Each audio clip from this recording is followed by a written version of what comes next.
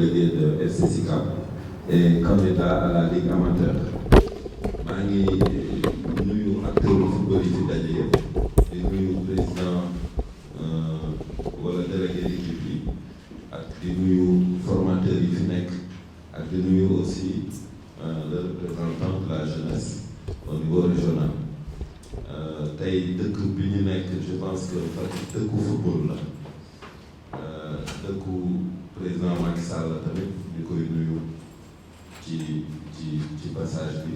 Mais aussi dëkku ministre des sports la qui est le maire de Fatick muy Matar Ba mu nekk nit koo xam ne ko engagé la si sport bi depuis bi ko indee ci département ba léegi en particulier ci football bi ñun am nañu chance di ko fréquenter bu baax a baax di ànd ak moom ci campagne football yi xam nañ ne nit ku engagé la Coupe d'Afrique bi lañ ci jóge rek mu feebar tellement il a fait d'effort ak nu mu ci joxewoo ñu ngi koy nuyu bu baax a baax au passage. Bon dama bëggoon rek intervenir fii ci au niveau du problème du championnat régional bi notre ami Moussa wax léegi parce que li nga wax c'est une réalité mais il faut que ñu koy gën a wax nit ñi di ko gën a xam dans nos textes dans les textes de la fédération sénégalaise de football le championnat régional n'existe pas. Looloo tax dans les courriers il ne peut pas y avoir d'ampliation yu ñuy yónnee aux équipes yu naan championnat régional ça n'existe pas. Nous avons 4 types de compétitions dans la fédération qui sont régis par les textes de la fédération sénégalaise de football. Ligue 1, Ligue 2 football professionnel, en football amateur nous avons la nationale 1, la nationale 2. C'est par paresse ak manque de travail ak ñàkk xam ni ñuy def moo tax ñu circonscrire ko ñu jox nit yi ñu ne leen organiser leen club amateur yu ndaw yi ay championnat régionaux mais vous savez mieux que moi que fii ba déwén boo leen di jouer championnat yooyu pour ngeen génn ci c'est des problèmes parce que mënoo jël sur 300 équipes nga ne ñaari équipes ñoo ciy génn wala ñett parce que il y a 28 équipes professionnelles à part ça li ci des yëpp c'est des équipes amateurs tu as 20 ou 22 qui jouent en ligue nationale 1 léegi national 2 ñaata ñoo fay joué nañ ñu wax ñaata équipe ñoo fay joué mooy régional bi ñuy wax ni ça n'existe pas moo tax le président Madi Touré dans son programme mu ñëw mu ne le premier problème à régler c'est les bus je vous amène 50 bus jox ligue bu nekk ay bus les bus là c'est pour ces clubs amateurs ça nous permettra d'organiser des matchs yoo xam ne au moins il y aura 4 ou 5 régions qui seront engagées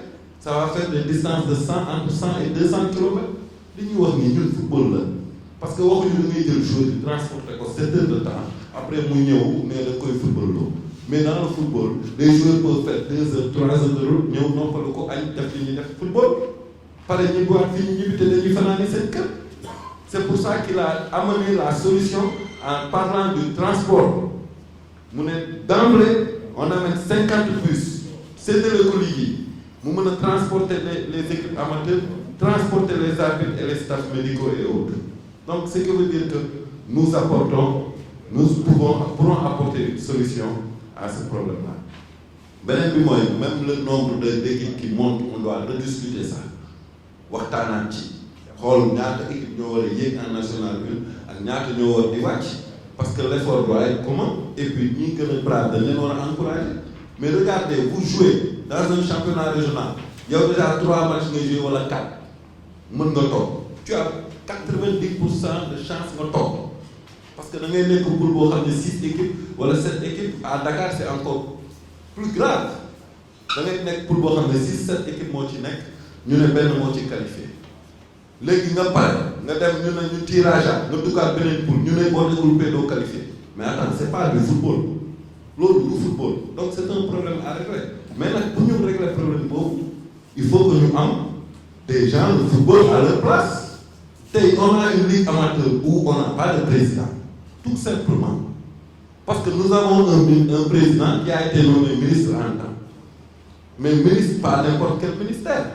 Le président Macky Sall lui a fait confiance. Il lui a donné un ministère qui a un programme extrêmement important pour les Sénégalais. Le programme des 100 000 logements, il a la salubrité.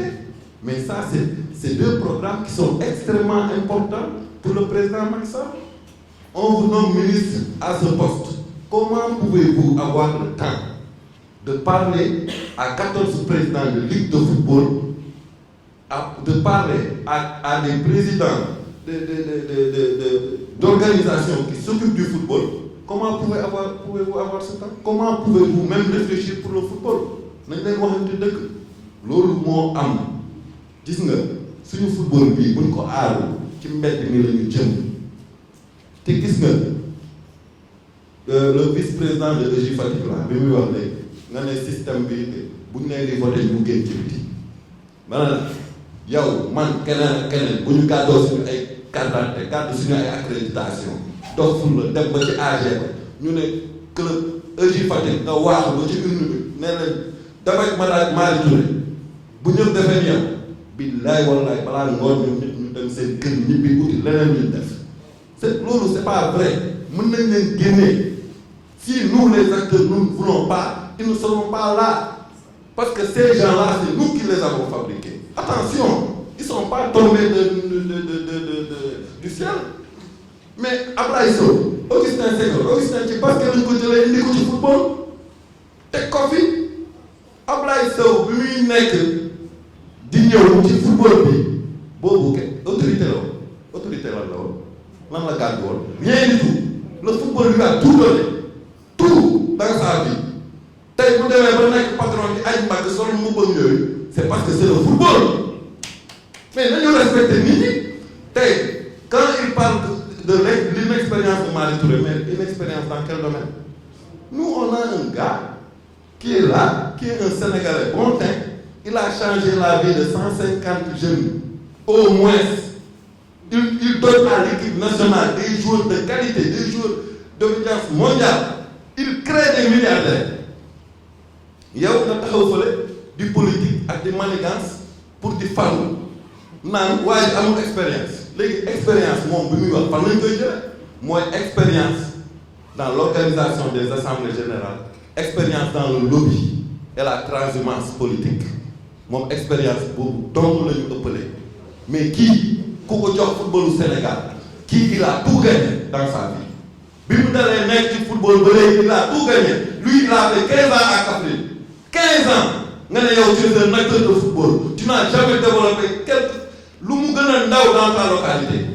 Malick Touré est parti dans un village il est sorti de Dakar un village que personne ne connaissait de Libéral Ndaw village bi ndox sax amuñu ko woon mu ñëw développé village bi ba tey ku fa bëgg terrain lu bëri ngay débourser pour am ko fa am nañu seen i poste de santé am seen i boulangerie ak leneen gis nga football boo ko xamul bu ci wax ju bëri ñoom militantisme bi ñuy def ñoom ñoo ko xam ci loolu la ñu màgg mais ñun football la ñu xam ci football la ñu màgg léegi nag nous sommes des Sénégalais bon teint nous travaillons pour le Sénégal et les populations. Il a parlé hier mu ne ceux qui font les pétitions ça n'engage que les supporters nañ leen yóbbul Issa Laye président Issa Laye que je salue au passage mais c'est-à-dire nit il faut respecter les gens. Ces gens qui créent ces pétitions-là ne sont pas commandés par nous-mêmes qui sont dans une campagne. Nous, on parle de football. Mais ces gens sont des supporters déjà qui font partie d'abord du 12e Gaïndé parce que c'est des Sénégalais qui cotisent, qui achètent des maillots du Sénégal, qui supportent et qui sont là. Et nous voulons les servir. Et des contribuables de l'économie du Sénégal. Mais dans les textes de la Fédération sénégalaise, on dit bien dans les dispositions générales que les membres de la Fédération sénégalaise de football sont tenus de cultiver l'amitié entre ses membres, mais aussi avec la société civile et d'autres corps qui ne font pas partie de notre football. yow nga taxaw naan ñooñu nañu dem ci supporters yi parce qu'ils ne votent pas yow y a que des personnes qui votent qui t'intéressent. Nous disons au ministre Ablaye Sow de se dessaisir. Au lieu d'être le directeur de campagne d'un président obsolète que personne ne veut plus au Sénégal, et ils sont en train de mettre sur le dos le peuple sénégalais contre Macky Sall. C'est ça la réalité. Ce qu'ils font ne rend pas service au président Macky Sall. Parce que le président Macky Sall est quand même avec le peuple. c'est le président de tous les Sénégalais. Et aujourd'hui, tout le peuple est en train de donner un sentiment. Le peuple veut un changement. Le peuple veut le développement du football. Le peuple en a ras-le-bol d'avoir un football qui ronronne, qui a des problèmes partout. Mais ils ont le droit de l'exprimer. S'ils trouvent une voie de pétition, mais il faut le respecter. Au lieu d'argumenter, d'essayer de les convaincre, de parler de programmes ou de solutions qui vont régler les problèmes du football, non, vous êtes en train de chahuter, en train de vous moquer des gens. Mais je pense que si ils pouvaient faire quelque chose durant ces prochaines 4 années, ils viendront avec des solutions. Mais ils ne sont pas venus avec des solutions. Ils sont venus avec des postes. Ils sont venus avec des gros gâteaux qu'on est en train de diviser. Et M. Ablaye Sow a son couteau. C'est lui qui taille les parts sur mesure pour chaque récipiendaire. En tout cas, ces populations dont il est en train de se moquer, ñoom mooy supporter du Sénégal te ñi ngi taxaw di seetaan ñi ngi taxaw di seetaan acteurs yi parce que wóolu nañ acteurs yi xam nañ ne acteurs yi bëgg nañ football bi dem yoon kii li mu def en mode micro à Génération Foot fexe ba am ay correspondants fu nekk partout dans le Sénégal fexe ba da ngay gis xale boo xam ne dans un village le plus reculé la dëkk am talent yàlla may ko talent mu fexe ba génnee ko fa à travers des correspondants partout au Sénégal qui sont payés bu ko génnee mu ñëw Génération Foot mu transformé ko mi ngi mel ni nga leen jëli mango ci tool bu gën a sori ñëw defar ko togg ko mu nekk confiture nga exporté ko jaay ko mu nekk une valeur loolu il faut nga mën koo def kii bu ñëwee nañu dafa bëgg footballu Sénégal mais dañu war a taxawaat xoolaat bu baax maa ngi jéggalu ci wax ji xaw na dëgër.